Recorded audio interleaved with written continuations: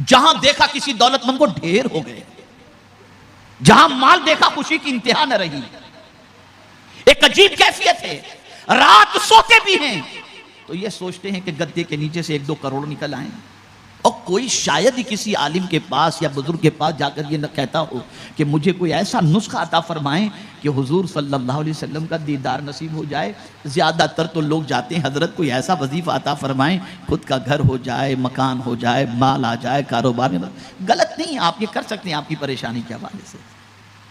تو ہمارے تصور میں مال، ہمارے تخیل میں مال، لیکن جب میں حضور مفتی اعظم کو دیکھتا ہوں تو عقل دنگ رہ جاتی ہے. کیا کہتے ہیں؟ کیا کہتے ہیں؟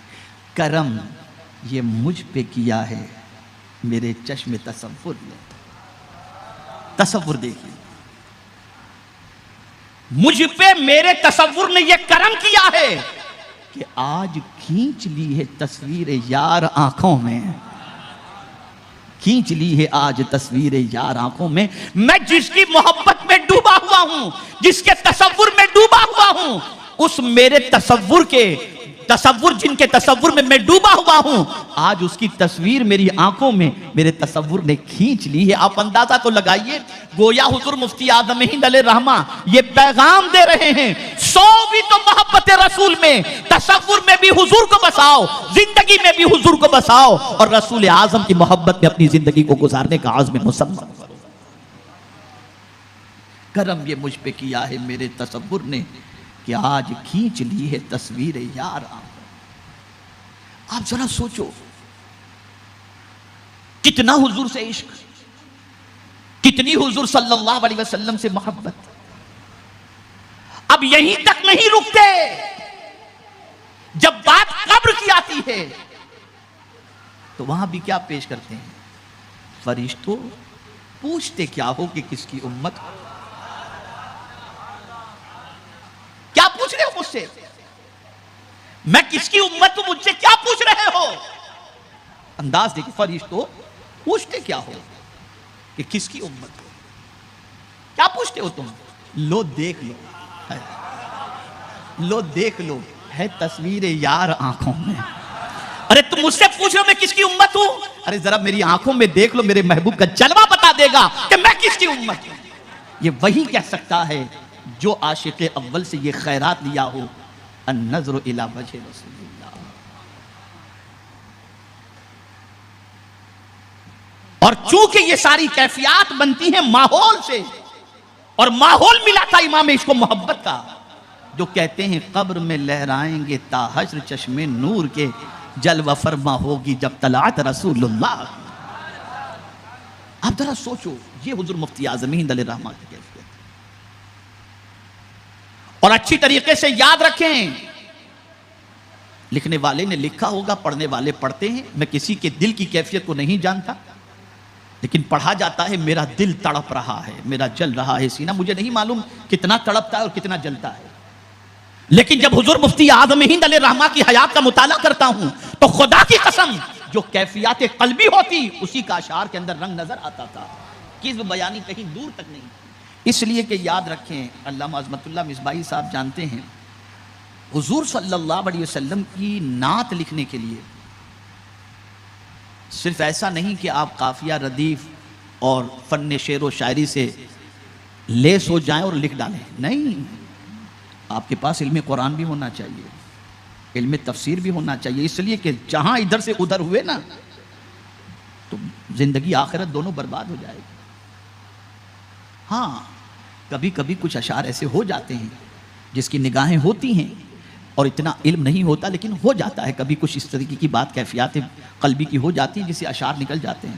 لیکن حضور مفتی اعظم ہند علیہ الرحمۃ والرضوان اس عاشق صادق کا نام ہے جس کی قلبی کیفیت سرکار رسالت مآب صلی اللہ تعالی علیہ وسلم کے ساتھ جو تھی وہی انہوں نے لکھی. اور پھر کہتے کیا ہیں؟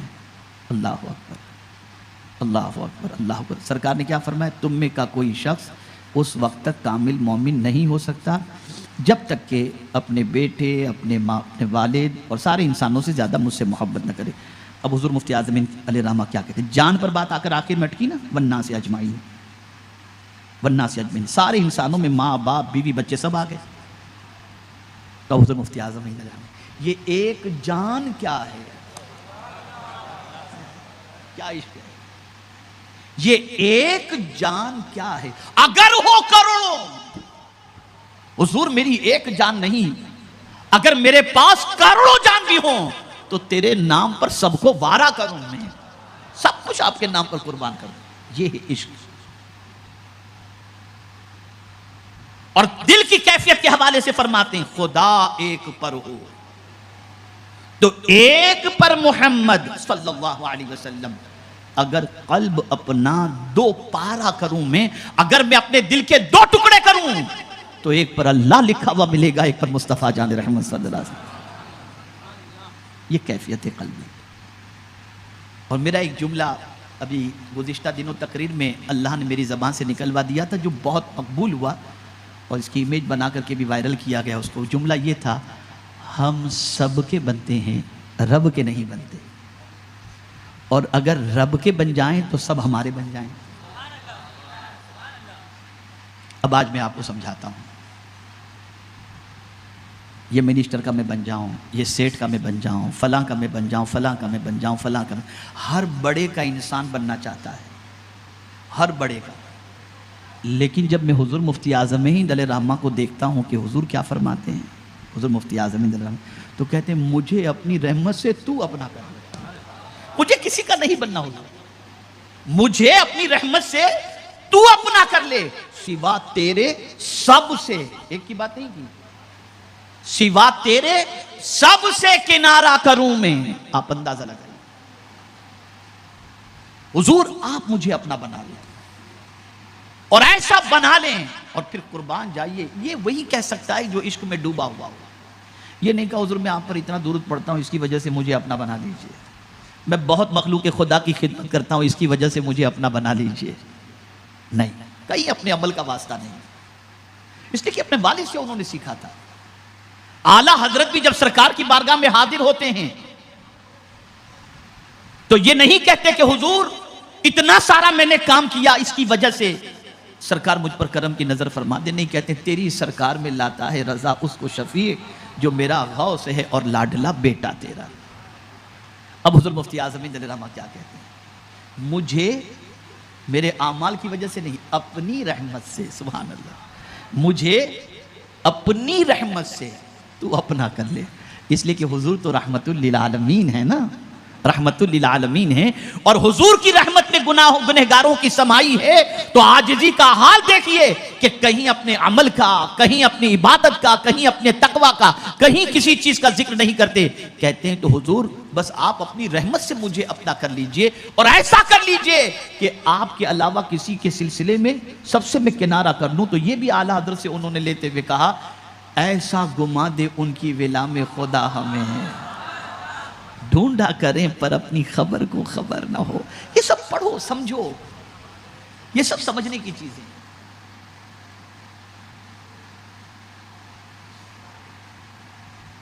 اور قبر کے حوالے سے کہتے ہیں میرا دین و ایمان فرشتے جو پوچھیں تمہاری ہی جانب. یقین دیکھیے کہ قبر میں حضور تشریف لائیں گے تو کہتے ہیں تمہاری ہی جانب اشارہ کروں میں، سرکار آپ ہی کی جانب اشارہ کروں.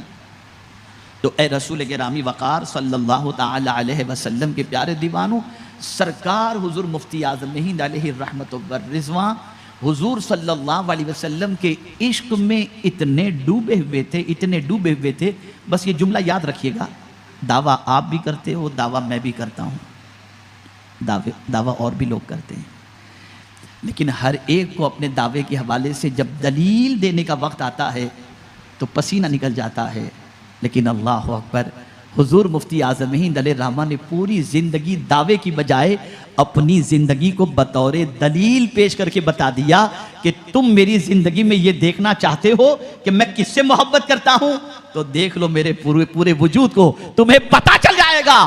جس کی محبت میں گرفتار ہوں اسی کے نقش قدم پر مجھے تم چلتا ہوا پاؤ. آپ بھی کہیں گے میں بھی داڑھی رکھ رہا ہوں حضور کی سنت پر، نقش قدم پر. میاں آسان نہیں ہے، اتنے پر نہیں ہوتا. میں دلیل دوں گا آج آپ کو، پہلی ہی دلیل میں ڈھیر ہو جائیں گے. جو چیز محبوب کو پسند ہو وہ چیز محب کو بھی پسند ہو، یہ ہے سچی محبت. ہے غریب سے آپ کو محبت؟ ہے محبت؟ دیکھ لیجیے اپنی زندگی میں. مالداروں سے محبت، سرمایہ داروں سے محبت، دولت مندوں سے محبت، غریب سے نہیں. مالدار رات کو 2 بجے آئے دروازہ کھول دیا جائے، غریب دن کے اجالے میں بھی آئے تو کہا جائے بعد میں بلانا اس کو، ابھی کچھ لوگ بیٹھے. یہ حال. لیکن چونکہ حضور صلی اللہ علیہ وسلم کی حدیث کہ مجھے تلاش کرنا ہو تو کہاں تلاش کرو، سرکار فرماتے ابغونی فی ضعفائکم، تم میں کے جو کمزور ہیں ان میں مجھے تلاش کرو. یعنی اگر غریبوں میں تم بیٹھو گے تو تمہیں کوئی مالدار ملے یا نہ ملے، مدینے کے تاجدار تمہیں مل جائے. حضور فرماتے کمزوروں میں مجھے تلاش کرو. اب آپ دیکھیے پریسیڈنٹ آف انڈیا حضور مفتی اعظمین علیہ الرحمہ سے ملنے کا خواہش مند بن کر پہنچتا ہے. گورنر بھی پہنچا، اندرا گاندھی نے بھی ملنے کی خواہش کا اظہار کیا، نہیں ملے کسی سے نہیں. اور گورنر تو بریلی شریف آ چکا، اطلاع بھجوائی کہ میں آ رہا ہوں. اور حضور مفتی اعظمین علیہ الرحمہ سواری میں بیٹھ چکے تھے. کہاں جانے کے لیے؟ کسی نے آ کر حضرت کو اطلاع دی تھی کہ حضرت ایک آپ کا بہت غریب چاہنے والا مرید بیمار ہے اور وہ چاہتا ہے کہ حضور تشریف لا کر اس کو دم کر دیں. سواری پر بیٹھ گئے اور اطلاع دینے والے نے اطلاع دی کہ گورنر جو ہے وہ ملنے کا خواہش مند اسٹیشن سے نکل چکا ہے، حضرت کی زیارت کے لیے آ رہا ہے. حضرت نے فرمایا میرے قدم نبی کی سنت پر عمل کرنے کے لیے نکل چکے ہیں، میں کسی گورنر کے انتظار میں بیٹھنے کا خواہش مند نہیں ہوں. گئے غریب کو دیکھنے کے لیے. کیوں؟ اس لیے کہ غریبوں سے محبت کرنا حضور کی سنت ہے. پورا معاملہ الٹا ہو گیا، دعویٰ محبت رسول کا، اور بیٹھ رہے ہیں وقت کے قارون کے ساتھ. غریب کے لیے ہمارے پاس کوئی وقت نہیں، نہ غریبوں کا کوئی خیال ہے. ارے جس رات جس صبح کو سرکار حضور مفتی اعظمین علیہ رحمت و رضوان حج کے لیے تشریف لے جانے والے تھے، کافی دیر تک رات کو لوگ آئے. معلوم ہو چکا تھا کہ کم و بیش 3 مہینے کے لمبے سفر پر حضرت جا رہے ہیں، تو ہجوم لگا ہوا تھا لوگوں کا تعویذات کے لیے، ہجوم لگا ہوا تھا. کافی دیر تک سب کو تعویذات دینے کے بعد حضرت جاتے ہوئے اپنے حجرے میں ارشاد فرمایا اب کوئی باقی تو نہیں ہے. جب کہا کہ نہیں حضور اب کوئی باقی نہیں. حضرت آرام کرنے کے لیے اندر تشریف لے گئے، دروازہ بند کر دیا گیا، خادم باہر موجود. ایک صاحب حضرت کی تشریف لے جانے کے بعد حاضر ہوئے. اللہ اکبر. خادم سے کہا مجھے پتہ چلا ہے حضرت تشریف لے جانے والے 3 مہینے کے لیے، مجھے آنے میں تاخیر ہو گئی، مجھے حضرت سے تعویذ چاہیے. تو اب ظاہر سی بات ہے خادم خادم ہی ہوتا ہے. ڈانٹنا شروع کیا، تجھے معلوم نہیں تھا، پہلے آنا چاہیے تھا، حضرت کو صبح جلدی جانا ہے اور تو پریشان کرنے کے لیے حضرت کو آ گیا. اب تو حضرت آرام کر رہے ہیں. بس یہ دونوں کی گفتگو چل رہی تھی اور سرکار حضور مفتی اعظمین علیہ رحمہ کو کمرے کے اندر تک یہ آواز پہنچ گئی اور وہاں چاہیے. حضور مفتی اعظمین علیہ رحمہ دروازہ کھول کر کے باہر آئے. کیا ہوا؟ حضور یہ ابھی آئے ہیں تعویذات کے لیے، حضور صبح لمبے سفر پر آپ کو جانا ہے، تھوڑا سا آرام کر لیتے نا، اور اسی لیے میں نے ان کو منع کر دیا. اب جواب سنیے. ارشاد فرماتے ہیں کہ قیامت کے دن اگر یہ شخص حضور کی بارگاہ میں یہ عرض کرے کہ میں اپنی پریشانی کے حل کے لیے ان کے دروازے پر پہنچا تھا، لیکن انہوں نے اپنے آرام کو میری تکلیف کے سامنے ترجیح دی اور آرام میں مصروف رہے اور میرا خیال اور میری فریاد نہ سنے، تو بتاؤ میں حضور کو کیا منہ دکھاؤں گا. اور پھر بیٹھ گئے حضور مفتی اعظمین علیہ رحمہ تعویذات لکھنے کے لیے. اب وہ آدمی تو ظاہر سی بات ہے ایک تعویذ سوچا تھا، 14 یا 12 تعویذ اس نے لکھوائے حضور مفتی اعظمین علیہ رحمہ، لیکن پیشانی پر شکن تک نہیں، شکن تک نہیں. یہ ساری چیزیں آسان اس وقت ہوتی ہیں جب محبوب سے سچی محبت ہو. ہم تو صرف دعویٰ کر رہے ہیں، لپ سروس ہے صرف زبان کی ہماری، نتھنگ اس کے علاوہ کچھ نہیں ہے. سچا عاشق وہ ہوتا ہے جس کی اپنی کوئی پسند نہیں ہوتی، ساری پسند محبوب کی پسند ہوا کرتی ہے۔